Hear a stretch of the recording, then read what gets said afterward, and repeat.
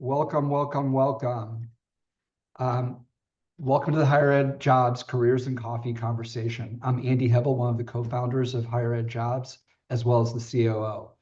The discussion topic today we're considering is a career at a community college, and we're absolutely delighted and lucky to have Dr. John Enamait, president of Stanley Community College, join us today. Welcome, John. Thank you, Andy. It's an honor to be with you. It's great to have you here. I know we have a lot to cover, and we're really excited to dive in. But first, just a quick reminder for those watching live today, we plan to leave the last 15 minutes for question and answers. So if you have a question, please use the little Q&A button that's at the bottom, and the higher ed job staff will moderate the questions at the end of the conversation, and we'll try to get through as many as we can. Also, we'll be selecting 3 attendees to receive a cup of coffee on us to thank you for joining us. That's the coffee part of the Careers in Coffee, John. We'll contact you after the session if you're the lucky winner of some coffee. And I would suggest don't over caffeinate. You're not going to need it for this conversation. I think you're going to be enjoying it thoroughly. So don't indulge too much in some coffee if you have some sitting there. So, John, I'm going to just dive right in. But before we go into the community college, I really want to talk about what makes community colleges so unique. What sets them apart from four-year institutions, and what makes them special places for student, faculties, staff, and I probably would also reach it more broadly out, the community part of the community college, as well as the communities they reside in. Sure, Andy. Thanks for that question. And that's one thing I really love about community colleges. Someone, and I can't remember who, used the adage that community colleges are as American as apple pie or baseball. And that's one of the things I really love about community colleges is they are truly a uniquely American invention as we consider the global landscape. Community colleges are one of the most dynamic and democratic institutions in American higher education. And I think what sets community colleges apart is our mission to provide access, opportunity, support to everybody, regardless of background, income, prior academic experience. Our mission is to meet students where they are, whether they're a duly enrolled student or a recent high school graduate or an adult who is working to reskill or a first generation college student looking for a new pathway forward. Community colleges are here to help them. And unlike many four-year institutions, community colleges are, and you asked me to speak on this, community colleges really are deeply rooted in the communities we serve. And that deep-rooted local connection gives the work of community colleges real urgency and almost immediate and long-term impact. Programs at community college are shaped by local workforce needs. Our partnerships with industry, K-12, community organizations really help us make sure that we're not just educating students, but we are helping shape our region and our communities, and we're helping our students with economic mobility. I could keep going, Andy, but I know we've got some time.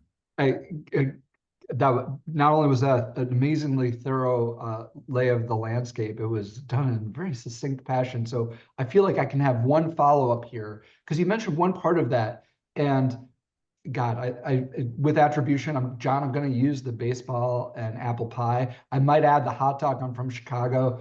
The Chicago hot dogs are a big part of Chicago life, so maybe we'll put that in there too. But if we're talking about that mix of great American things, dual enrollment, I think for many people might know what it is, but people might not. And highlighting that connection with the community and also a uniquely American part of post-secondary education. Will you just give a good explanation of what dual enrollment is at community colleges?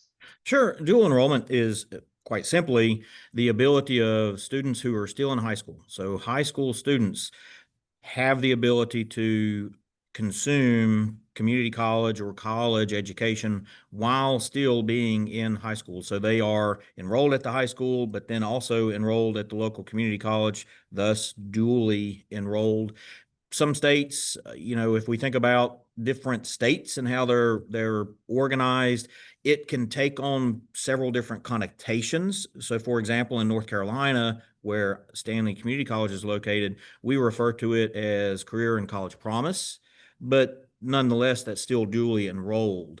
And other states may have other monikers that can be used, but in what that looks like and some of the rules and regulations behind it vary, of course, from state to state. But quite simply, it's high school students taking college classes. And I think I the hidden gem that our community college is, when you look at something like dual enrollment and you look at the purpose it serves in the community and the opportunity it gives kids, and obviously the economic efficiency for a student to be able to do both things at one point, both from, I guess, economic as well as time. But also when you look at college being kind of the training wheels to adulthood, it's almost like a little bit before for that student that might be going off to a four-year school and not considering the community college immediately after graduation, to have a little bit of that college experience before they hit the big campus, away from home, away from mom and dad, just is a wonderful opportunity for students to do. And I always like to make sure we don't lose that fact about that unique place and the unique opportunity that community colleges have. We've covered a lot of the benefits of working at a community college, but are there any potential unique different characteristics or differences that professionals, especially those transferring from other institutions types, should be aware of?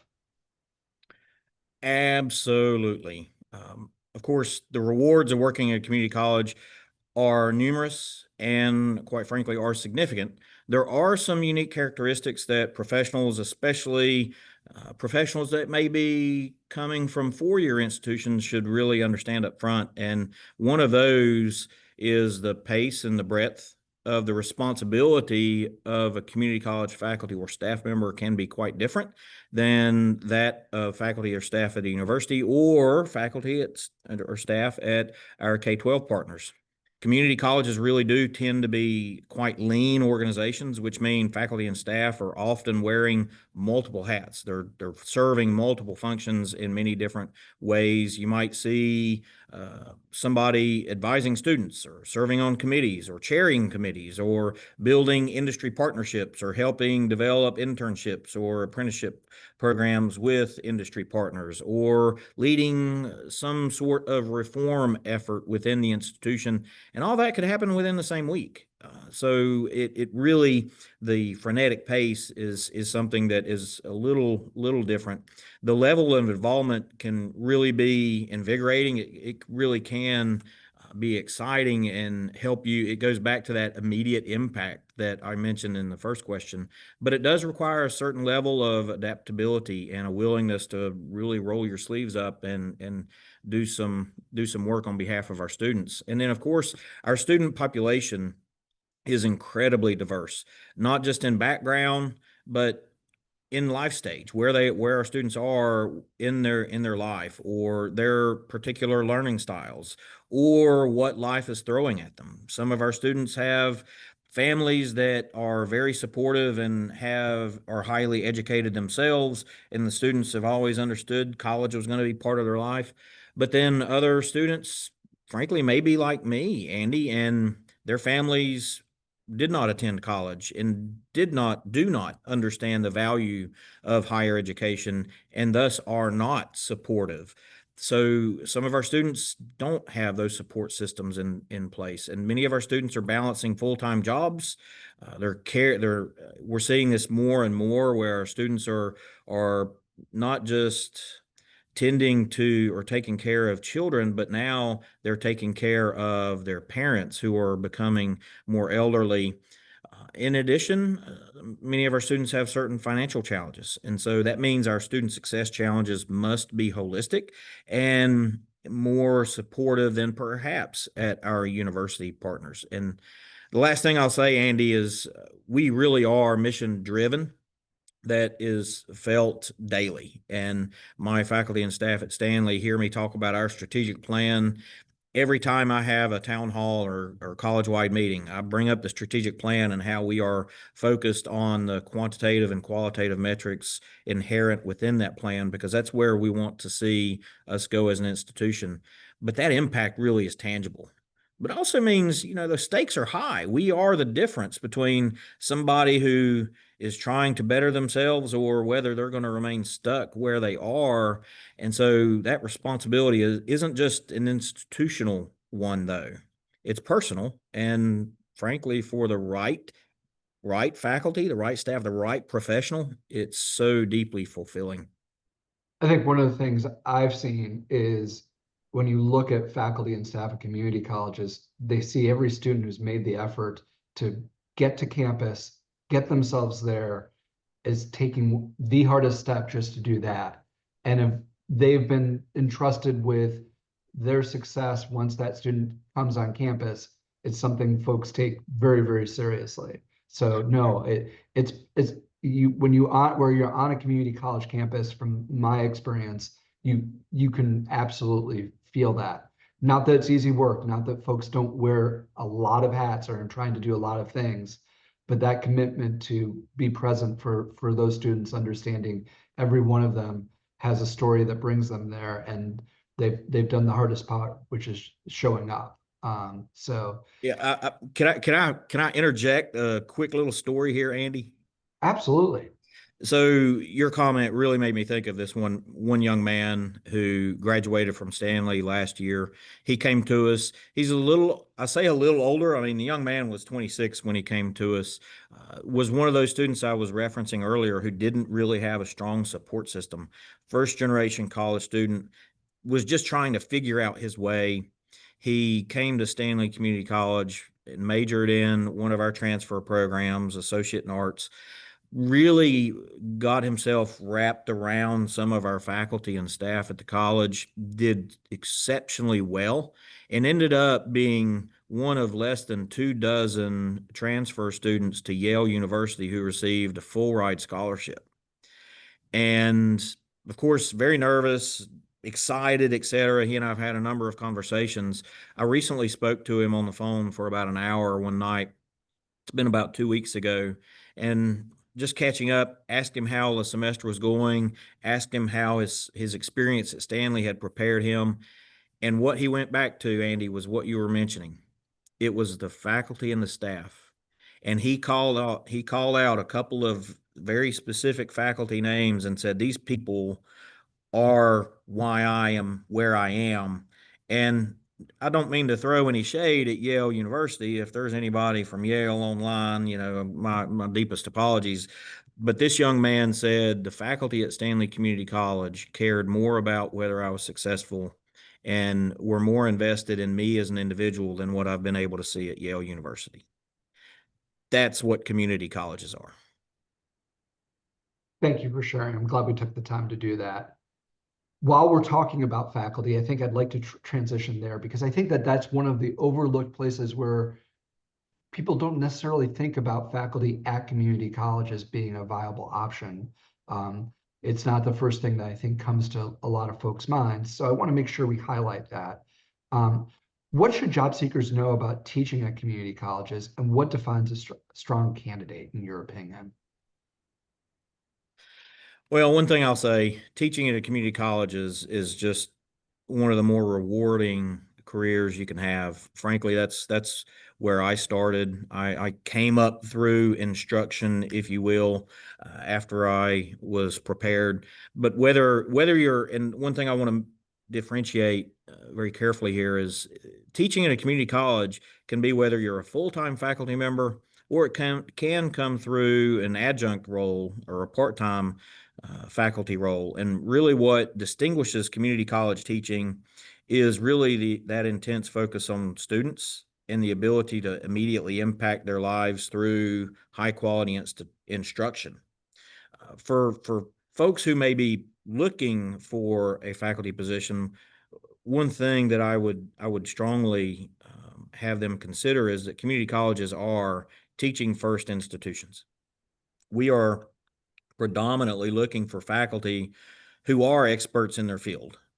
but we also want faculty who are bringing a deep commitment to equity, student success, and inclusive teaching practices, and who can be effective in the classroom. So a strong faculty candidate is someone who's going to understand that learning doesn't look the same for every student, because every student is consuming education different ways.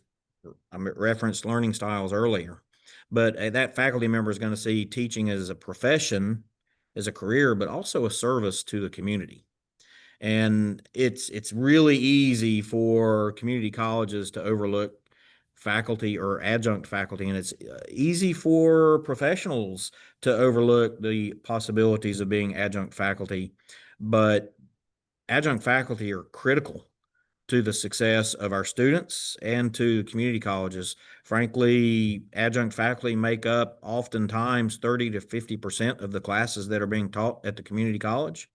But what really I think is powerful is that a lot of the adjuncts who are teaching at the community college are members of the local community, who are working professionals or industry experts. They could be retirees who just want to continue to give back, but they bring such rich lived experience, local relevance. Keep going back to that local theme, and real world application to the classroom that you may not see in other places. So I could keep talking about that, but whether it's full-time or part-time, faculty really do have a front seat view or a front row seat to how community colleges are transforming students' lives.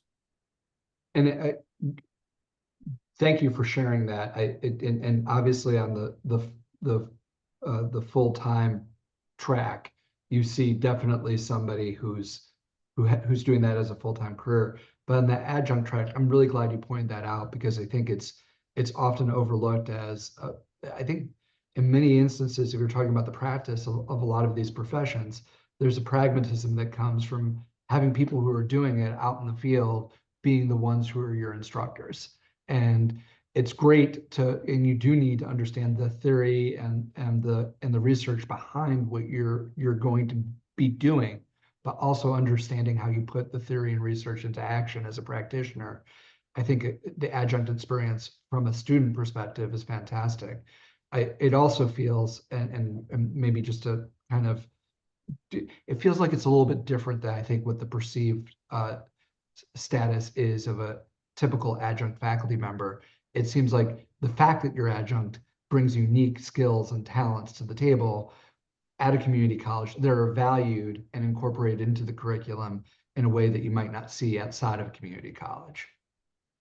Yeah, and that, Andy, we could work this webinar for those who are in attendance. This webinar is now going to last about 2 hours because we've got a lot to talk about. I jest, of course, but a lot of community colleges, and of course, I'm going to speak from Stanley's context. When I interview I'm the final interview for every single position that gets hired at Stanley Community College. And I am looking for the best subject matter expert I can find to put in the classroom, because Stanley Community College and many, many community colleges have done this as well. We have created support mechanisms to help faculty learn how to be effective teachers. So I'm more interested in ensuring that our faculty have that subject matter knowledge, and we can help support, whether it's through technological instruction or videoing and capturing some videos, or whatever that may look like. We've got staff who are in place to support faculty. So if there are folks who are in the audience who are thinking about being a faculty member but are hesitant because they've never taken a class, or they don't have a teaching license or some teaching credential, that's not what's important to me. I'm looking for somebody who has a passion to impart their knowledge to students so that can make a difference in that student's lives and in the students' families' lives, for that matter. We can help with all the other supplemental teaching pedagogy, if you will, that comes along with being a faculty member. So it does become a team effort, not just a faculty member in the classroom on an island responsible to impart their knowledge. We try to be a team in providing that environment. if you're watching the highlights of this, I want to make sure that we don't let it go unsaid that John is the final interview for anybody hired at his community college. I think that speaks to commitment to teaching to an extreme. So thank you. And no, for those listening, I am not allowed to stay here any longer than 1 hour. I will not have a good chance of keeping my employment status if I do. Um, at Higher Ed Jobs, we encourage job seekers to consider the fit of the role at the institution where they're applying and how it aligns with their personal and professional goals. What advice would you give to a job seeker in terms of evaluating fit? Are there certain questions they should be asking themselves before applying to positions in the community college space? Andy, that question, you would think that we've rehearsed this, which we really haven't. That question is so great coming on the heels of our discussion about interviewing and how I'm the final interview, because as I'm interviewing faculty or staff, I tell them up front, I probably am not going to be asking you technical questions about your ability to perform the day-to-day responsibility of your job. I'm evaluating whether you are a good fit for Stanley Community College, because it's not our ability to be successful is not the great buildings we have on campus or how many programs we have. What allows us to make a difference in the lives of our students in our community are the people who are part of our team. Do we have the right people on the bus? If I'm sure you get that reference. So fit is so critically important and oftentimes underestimated, because one thing I'll mention to the audience is fit goes both ways. And I tell people sitting across the desk from me when we're having a conversation, you should be interviewing me just as much as I'm interviewing you, because this may not be the right place for you. And if it's not, great. We are in this together and we should find a great fit. And if you are a good fit for Stanley Community College and our students, we want you to be here.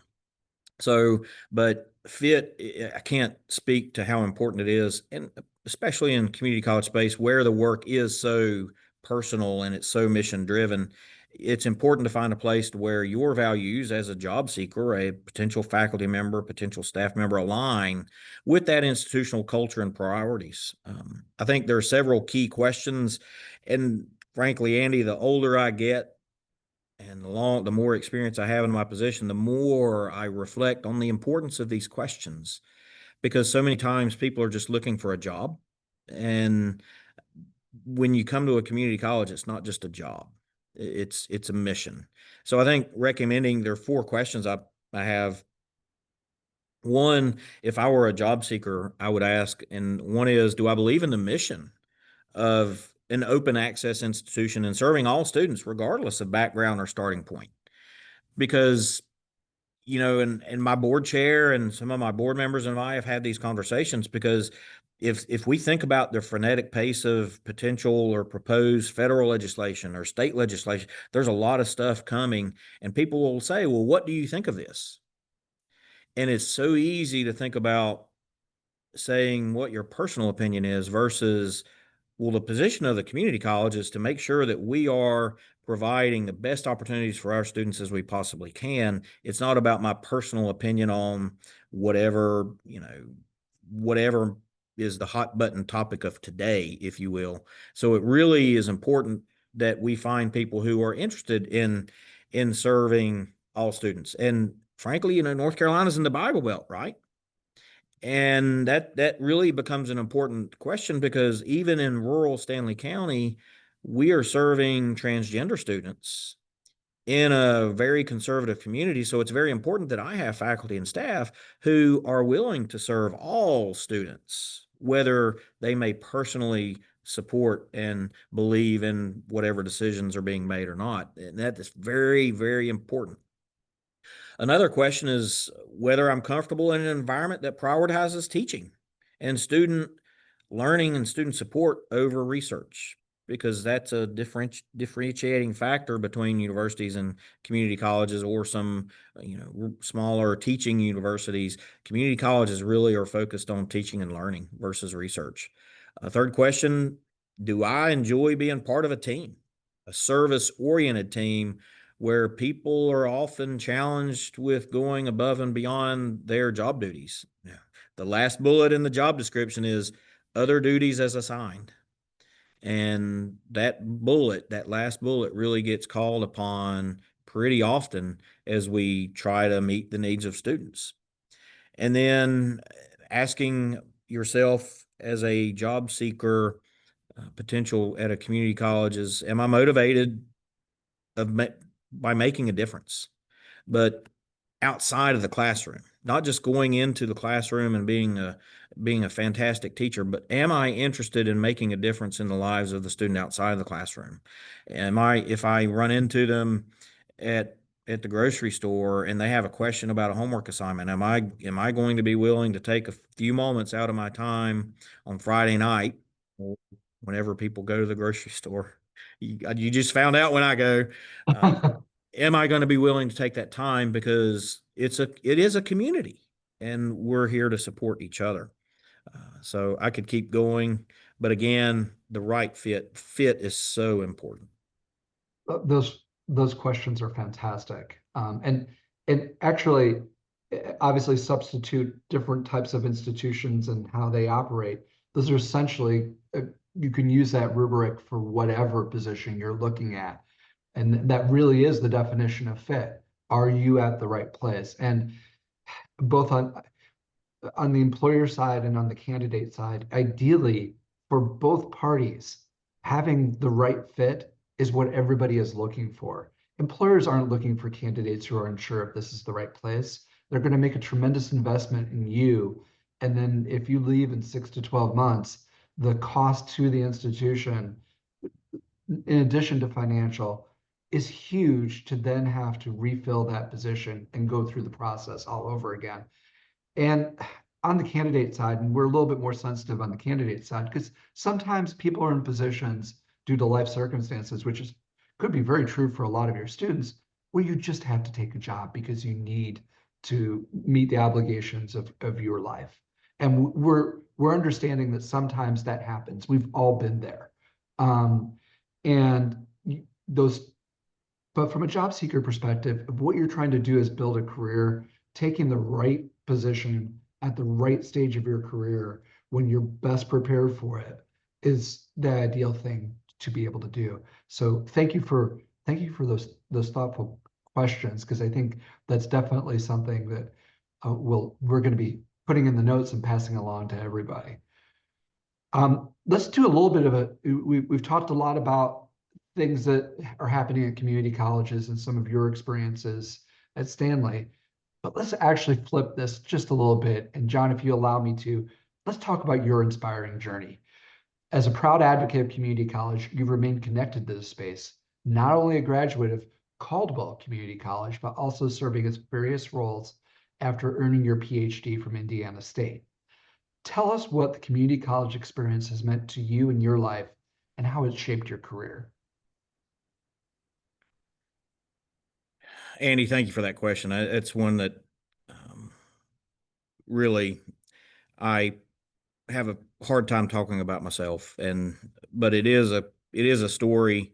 I feel compelled to say, actually, I don't have these in my notes. I don't have this written in my notes, but we have I meet twice a year with new employees for onboarding. So every new employee, I spend time kind of framing the community college sector and talking about community colleges. And my HR director always asks me to make sure that I take extra time to tell what my story is. And so I appreciate the question, but I will say that I'll answer it reluctantly, if you will. The journey I've had really is one that I don't think I could have predicted. And frankly, if you ask my father, my mother has passed now, but if you ask my father, would you have predicted that John would be where he is? He certainly would say no.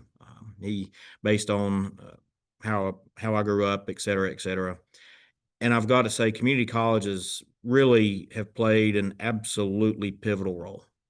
I tell the folks who I'm onboarding with, and I tell our students, and I mean this, community colleges and my wife helped save my life. And I mean that sincerely. When I enrolled at Caldwell Community College, frankly, when I was in high school, I didn't know there was life after high school. I ended up doing quite well in sports and had offers to go play sports at D1 institutions, but I didn't know what I was going to do. And I followed my girlfriend at the time to the local community college, Caldwell Community College in North Carolina. And at that point, I didn't know what I was doing. I didn't know where my life was going to go. I didn't have a sense of purpose or confidence in what I could do. I was just kind of floating aimlessly. Kind of sounds like a community college student, I think. But at CCC&TI, something began to change. I found myself surrounded by faculty, particularly faculty who didn't just teach; they really saw something in me and believed in me. I ended up working full time in manufacturing, so it kind of helped me grow up and take responsibility at the same time while attending community college full time. And I'm going to tell on myself now a little bit, Andy, and that is I was at the community college before online courses were a thing. So, when I say I was going to college full time and working 50 hours a week in manufacturing, that meant second shift. I would get off from work at 10:30, get home, be in bed by midnight or so, and get up at 6:30 to be in class at 8 in the morning, rinse, repeat, etc. But the faculty really believed in me, and they created space for me to explore and to grow and to see things in myself that I frankly never saw. That experience really laid the foundation, and I consider it to be one of the cornerstones for everything that came after my time at the community college, the furtherance of my education, my career, even the values that really shape who I am. And I think you may see some passion coming through, and that's because I believe so much from a firsthand experience what community colleges can do to a student. Uh, my girlfriend shared that journey. She was a grounding and guiding force. She helped remind me what mattered, helped me stay focused. Again, between she and the community college, they helped build my life, and so that's really why I've stayed in my space. I've been very fortunate, but it's not just professional for me, as you can tell, Andy. It really is a personal connection. It's a personal mission, and as President Stanley, I try to carry that experience with me every day, and I try to impart that to our faculty and our staff. I don't expect everyone, frankly. I mean, I know we've talked a lot about certain things, and it's important to understand everything's situational. So, from my perspective, I don't expect every faculty or staff member to have the same passion or have the same philosophy that I have. But what I expect is for us to all be grounded in the work, right? And focused on what is important to help our students be successful. So I know firsthand that power that community colleges have to change lives and to offer second chances. That's something that's also important because we may have people who tripped up and found themselves in really difficult situations, and community colleges are here to help them stand up and dust themselves off and to get a fresh start. And we're here to help them do that. If what's that gym, Planet Fitness, the judgment free zone or whatever. Well, you could kind of consider community colleges as being that way for our students, right? And so community colleges, I really believe this. We don't just offer opportunity for students. We do, but we offer hope, and we offer hope to those who may not have hope outside of the safe confines of the community college campus.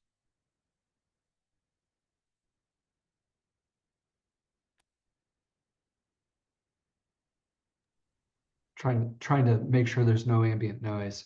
Your story is so inspiring, and that's so well put. Um, and yeah, the ability to reboot your life and your educational career is always there at a community college. All you need to do is take advantage of it. And in most instances, I would say, if you're doing the financial math, there's usually a way people can swing it one way or another. It's not usually what I think the perception of post-secondary education is nowadays in America, that it's financially unapproachable. That's not necessarily true. I'm going to ask a couple of follow-ups. One, more of a curious personal question, and the second, kind of an experience that I've seen. The first one, you're kind of leaving us hanging, John. You talked about how it was community college and your wife, and then you talked about your girlfriend, and you brought us through college and brought her through college. And I need to connect the two. Uh, is there an end to this love story? Well, Andy, I was trying to be considerate of time because there's so much more to the story. I will, if you'll indulge me, and feel free to cut me off, Andy, but I tell this story to my onboarding employees, and that is my wife and I have been married 28 years now. Got married when we were, 12. But we've been married for 28 years. And I will tell you, after we were community college graduates, my girlfriend at the time, I followed her to the community college. We got married the year we graduated from the community college. So that was 1997. And we moved in. Frankly, I mean, I was working in manufacturing, making $12 an hour. She wasn't working. She has some chronic health issues. So we were making $12 an hour. We had a double wide mobile home on some land that our parents gave us. And I'll tell you, we didn't have two nickels to rub together, but we were happy. And I go home from work one day and I look at my wife and say, I think I want to go back to school and get a bachelor's degree.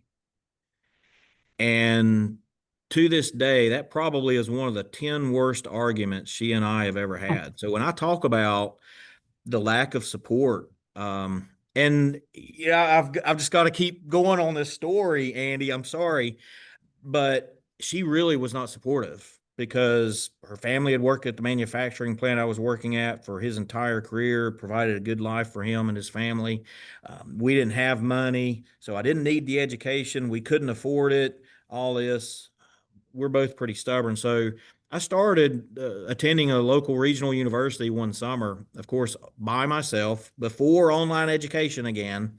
Drove an hour to attend class at night, Monday, 4 nights a week from 6 to 10. The first class I walk into, of course, you do all the tricks, right? I sit up front, I'm ready, I've got my notepad, everything. The professor walks in, looks at us, and says, My name is Alexander Strakonov. I am visiting professor. American students are lazy. I'm going to prove it. You don't belong here. And that was my first experience at a university and a class at a university. And I remember thinking to myself, I don't belong here. And I did everything I could, Andy, to pass that class. Everything. And I made a C. And at the end of that class, of course, I'm gone 4 nights a week. My wife's like, what do you think? And I said, if all the classes are like this, you're right and everybody's right. I don't belong here and I'm not smart enough. I'll quit. So I took the next class. It was nothing like that experience. And the reason I tell that story is I tell it to my onboarding faculty and staff. It's because that one person made a difference in my life. 27 years later, I still remember it vividly. And it could have driven me away from the university. And so I tell the faculty, it's so important what you say because you never know what you're going to say and how that may connect with a student. You may never know, or you may not know for years what you say and the impact it has in the students' lives. But words matter. And so, but yeah, 28 years. My dad ended up joining us. So my wife, my dad, and I ended up graduating with our bachelor's degrees. They graduated a semester after me, and my wife and I graduated with our master's degrees in the same year as well. That's awesome. The second follow-up question to your story is more specifically around becoming president. Hearing how your journey started and now sitting in the presidency, behind every excellent president is usually a person who had real reservations about taking the position. When you were looking at this position and thinking about the presidency of a community college, what things were giving you pause about whether or not you were the right person or you wanted to do this job? Well, again, that could really lead to a long response, Andy, and that is, I I will say I was in manufacturing, and when I started my career, I'm going to give you a little bit of a story, and that is I worked in industry and I was a manufacturing engineer. I was doing quite well at that point, and I believed so much in the mission of the community college. I was looking to change positions, and I called the community college faculty and said, "Would you be a reference?" And of course, they said, "We'll do whatever." But they said, "We've got a position we'd like to talk to you about teaching. Are you interested?" And I'm like, "Okay, well, I'll talk to you." And I ended up going to work as a faculty member, but I took a 50% pay cut to do so. But I believe now, not everyone, obviously, I know not everyone is willing and able to do that.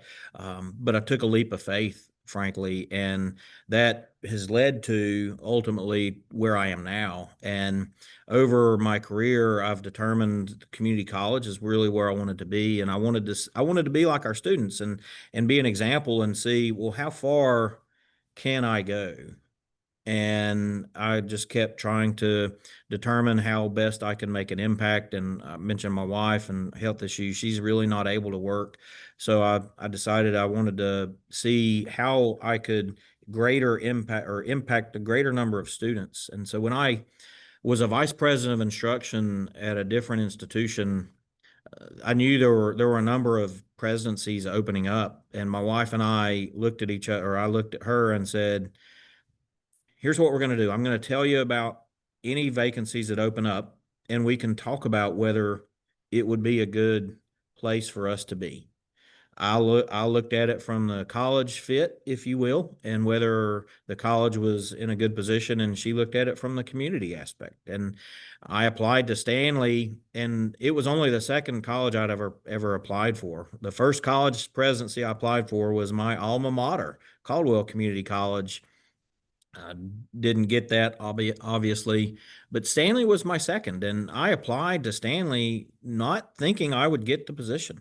I really applied hoping I would get some valuable interview experience because the institution I was at the time was most likely going to be looking for a president because she was really close to retirement. And I thought, well, I'm just going to be here. This will be good interview experience for when the president I'm working for retires, and ended up being fortunate enough to be selected as the president at Stanley. And there's always reservations. And one thing I tell my senior staff at this point, one of whom is interested in being a president, is that nothing can prepare you to be a community college president. I mean, uh,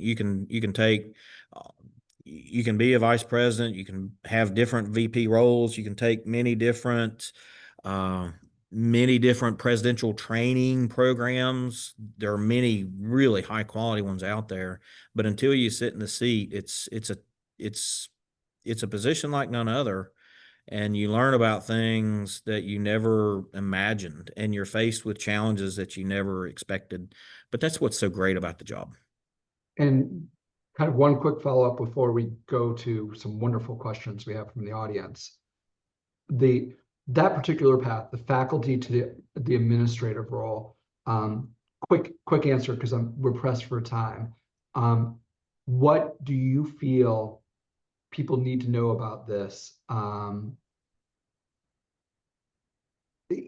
Like what is different at community colleges when you make that transition that might be a little bit unexpected? It seems like it's something that happens more often than some of the university peers that you see faculty members going to administrative roles and vice versa. But specifically from that faculty, the administrative side, what's your advice for somebody who might be a faculty member at the community college side who wants to go into a more administrative role? Yeah, sure, Andy, and I'll be concise here, and that is it it's tougher because as you move away from the classroom, more directly connected to the classroom, the less day-to-day interaction you have with students. And it's a challenge at times to think about, well, we're all here focused on our students and being supportive, when ultimately you become in a position to where you're spending a lot of times in meetings or at community events, and you're not as day to day focused on having time with students. That's probably one of the things I miss the most. But that's why you create those environments to where you have time with students, whether that is having a weekly or biweekly or a monthly meeting with SGA or whatever that looks like. But that's one of the disadvantages, if you will, is some of that loss of that direct connection. But the ability to make more broad-based change and have a greater impact, it may be through policy or more through strategic visioning for the institution, but having a longer lasting impact is I think worthwhile. Thank you. Just one quick note before we bring the questions in. John, thank you for these wonderful and thoughtful and really, really, really deep answers. John's a member of the Board of Trustees for the American Association of Community Colleges. We have on the resources page I think it's called the Fast Facts sheet, talking about the amazing broad number of communities that community colleges serve. I think if you want to take a look at that you might find that pretty interesting if you're looking to work with many diverse learners, as John pointed out, but as well as diverse populations and backgrounds and experiences in life. It's just a wonderful, wonderful picture if you're wanting to look at that. But I'm not gonna, John, we got some good questions coming up for you. So I'm going to ask my colleague, our Assistant Director of Editorial Strategy, Leah Jackson, to come in and give us some of those questions. Hi, Andy. Hi, John. Thank you.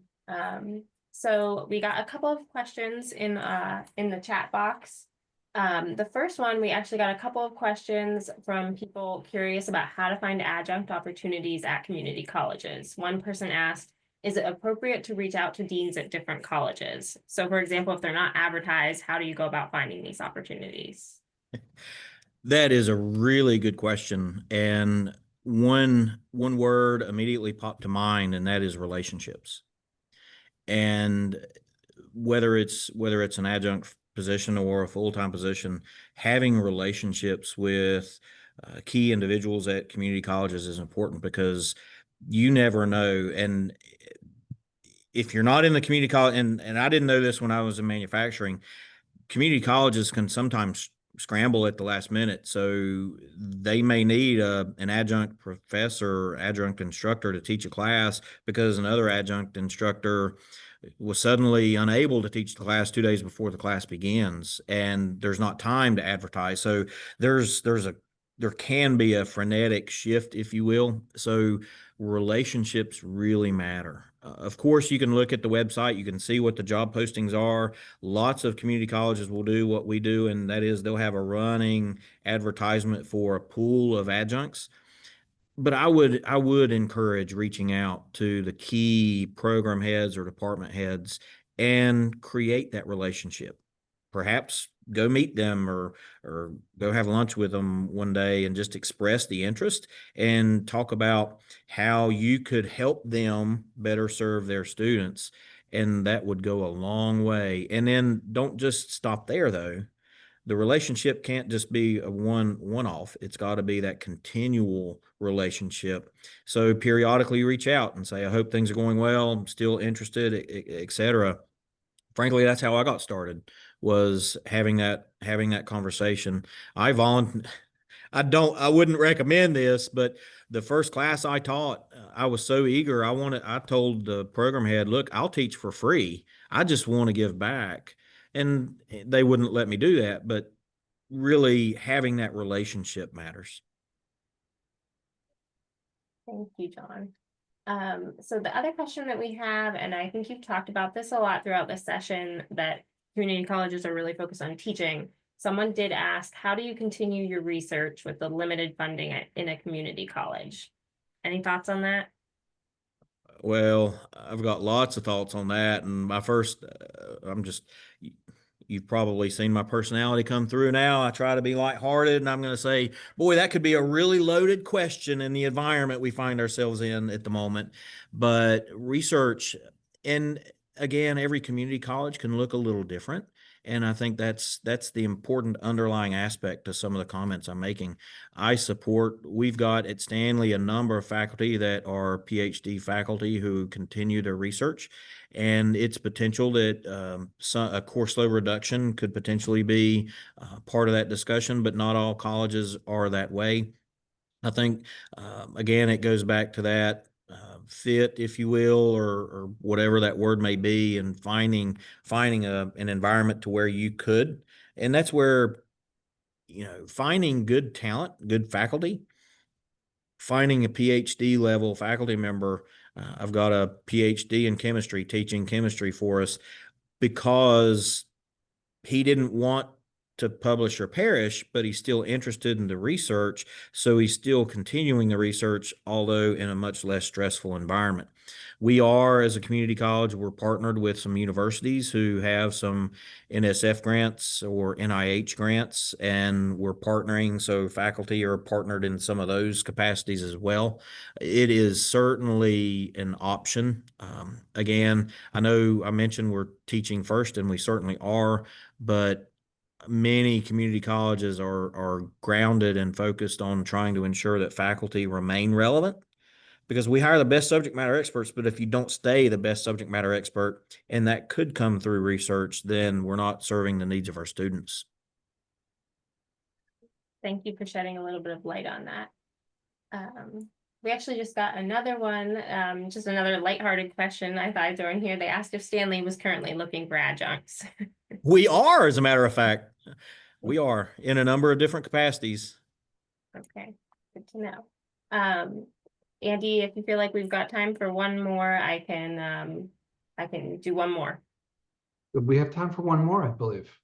Okay, great. So we heard from someone, it was sort of a comment, sort of a question. She said, I am truly enjoying this, but the word fit is reaped in biases, a lot of subjectivity in the word. So Andy or John, if you have thoughts on that, she said she uses the word match. Can you think of other words besides fit that makes the candidate feel like they belong and can be seen as uniquely qualified without feeling like they have to be something that they are not? Authenticity is being who you are is so important. So any thoughts on that? Since I put the question out there, let me take a quick stab at it before I toss it over to John. First of all, thank you for your thoughtfulness. I definitely see where you're coming from with fit. It's a word actually we use often. I think it's used in our industry quite a bit to kind of describe exactly what you're saying. I think the phrase that you ended with, authenticity and being who you are, is so important. I wouldn't want the use of that word to diminish any of our truly deeply held belief that at the essence of all of this is essential. Feeling like you belong in the place where you're at is absolutely the most important part of the work that you get to do. When you feel like you can be heard fairly, openly, feel like you could speak up, and feel like when you offer that your opinion is valued and people care, I think that is all about what we're talking about. The use of the word fit and the shorthand for it, never really thought of the word match. That's an interesting thought, and I guarantee you us on the editorial team at HigherEdJobs are going to give that some thought. But I can honestly say that kind of how you put that out there and describing what we're looking for in that word, it's exactly where we're coming from. I do see, though, on the other hand, how the subjectivity of the word fit is definitely there. And I also think there are places where fit is used in a way that isn't all that inclusive and can be very, very disturbing. And if that's happened to you, I truly apologize for that. I don't think that is something that's acceptable, that to feel othered because you don't belong is not part of the use of the word fit, that we intend it to be used that way. Andy. I think that's all for our questions. Well, with that, John, we have, I believe, a couple more minutes. Is there any final thoughts that you want to make sure that you can share with anybody? I mean, I'm sure people are asking out there. I hope you're on LinkedIn, and if you're open to that, will you let people know where they can find you? Yeah, Andy, I appreciate it. Yes, I am on LinkedIn. I am not super active. I don't post often, but I lurk and watch those within my network. So I log on kind of often. I actually posted today or yesterday, looking forward to this session. So I just want to say thanks to HigherEdJobs for the opportunity and for doing this. I think this is fantastic, and having this outlet and the ability to explore is very important.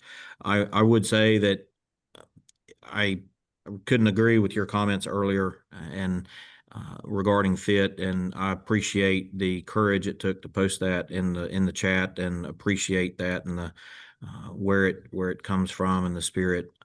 So certainly agree. It's about openness, not just for students, but employees and faculty and staff as well. And having that, I talked about in one of my responses, having a safe place for students. College has to be a safe place for our employees as well, and that goes for everyone. But I just want to say thanks for this opportunity, and I hope that my comments helped someone in the audience, and I'll be more than happy to continue the discussion offline with anyone who may want to reach out. Thank you, John. Thank you for being here. And thank you for everybody who's joined us and stuck with us throughout the hour. And we really hope you enjoyed it as much as we enjoyed our conversation. Take care.